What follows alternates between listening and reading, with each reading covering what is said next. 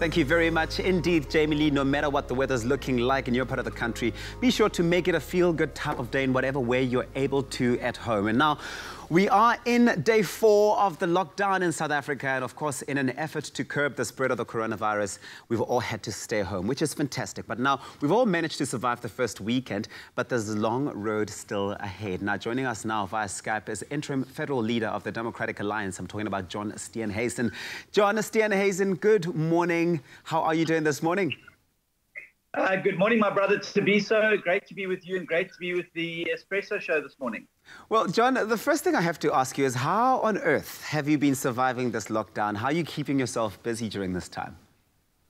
Well, actually, I was commenting to somebody yesterday that I'm busier in more meetings than I am usually when I'm at the office. So Zoom and Skype have found me well and have been trying to keep the party running on via video, and obviously fielding a lot of queries from the public via SMS, WhatsApp, Facebook and Twitter, and obviously trying to use social media to get the message out that people need to stay home. The joys of technology, John, meaning that we're never out of touch. You're able to still connect with all those many people who rely on you for constant communication about what's going on, but also just making sure that we keep the country running. That's very, very important. Let's talk about Khayelitsha for a bit. It's become the first township in South Africa to report a coronavirus case. What will government officials have to do, and what will they be needing to do to avoid the spread of the COVID-19, especially in those very vulnerable spaces? Well, of course, I mean, this has always been South Africa's weak point. It was always the public transport nodes and, of course, areas of our country that have got a very dense population, some of them up to 10 citizens per square meter in South Africa.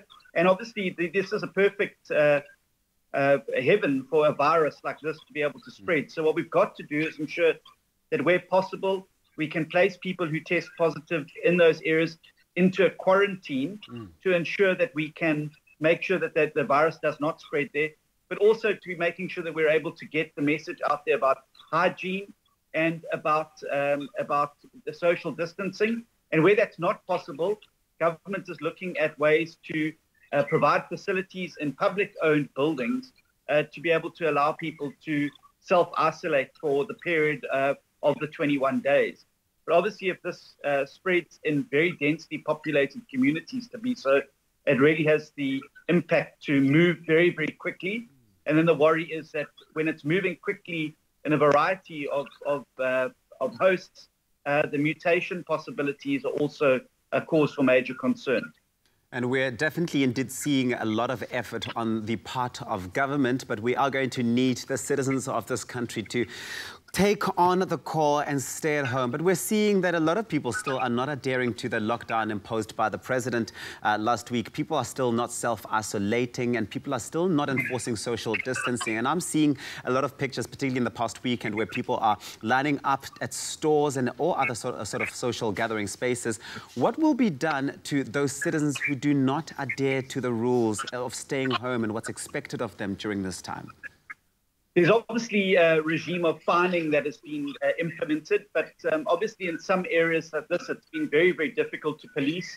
There's obviously some issues around the number of police and personnel that are on the ground and whether they're able to police communities like this. Obviously, it has to be a fine balance between balancing civil liberties. Bear in mind, we're not in a state of emergency, and we've got to ensure that the Bill of Rights and the constitutional rights of citizens are upheld.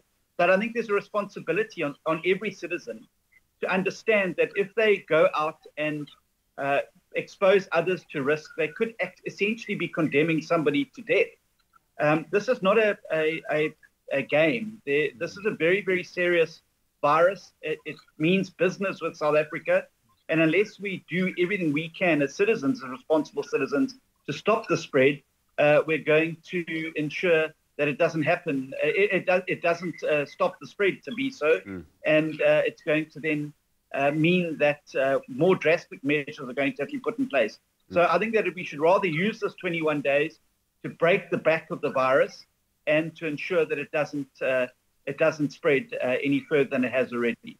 This lockdown is not a holiday, John Steenhuisen. It's not a holiday indeed. But for those who haven't left their houses. They haven't left their homes to go out to the shops. They haven't left to go get what they need, those essentials.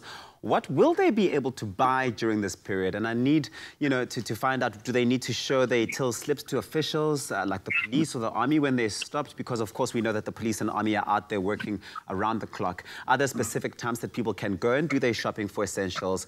And also a question I've seen come through a lot on social media is that, will people have a cap on how much they can buy, how many items they can buy at a time? Yeah, there's no need to do panic buying, Tabiso, because the stores are being stocked, the food chain is running, and the agricultural industry is working, and the transport industry is working to ensure that those stores have got food. So there's no need to panic buy. Individual stores are putting limits. I've noticed a number of stores, there are limits on the number of hand sanitizers people can buy, and that's obviously to make sure there's enough to go around for everybody, and to ensure that that takes place. People don't need to have any slips or anything if they're going out to perform one of the functions that are set down in the lockdown regulations. In other words, accessing medical care, going to buy essential supplies, or going to a pharmacy. These are all things that are well provided for. If you're stopped by a member of the SANDF or the SAPS, just indicate them. You obviously have to have some form of identification with you. Indicate where you're going, and then what you need to do is just tell them what you intend to do and how long you intend to be, and go about your business. But obviously, get to the shops, do what you need to do, and get home as quickly as possible. And of course, really practice social distancing. Don't stand close to people in queues. Don't congregate in aisles and shopping centres. Try and avoid human contact as much as possible. The message is loud and clear, John Steenhuisen. It's about being responsible, not just for yourself, but for the whole country as well. Thank you very much for our time. And of course, John Steenhuisen is the Interim Federal Leader for the Democratic Alliance, just shedding some light on what's been happening in light of the coronavirus. Of course, looking specifically at the first case that has been reported in Khayelitsha. We are all responsible. It is not a punishment. It is a responsibility. And this is a time for all of us as South Africans to stand up, stay in our homes, and keep everyone safe. This is what we owe to ourselves and, of course, to future generations as well. Continue to let us know how you are spending this time with your loved ones by staying at home on #Expresso Show, #Stay Home, Expresso Morning Show, SABC3. Thank you very much, John.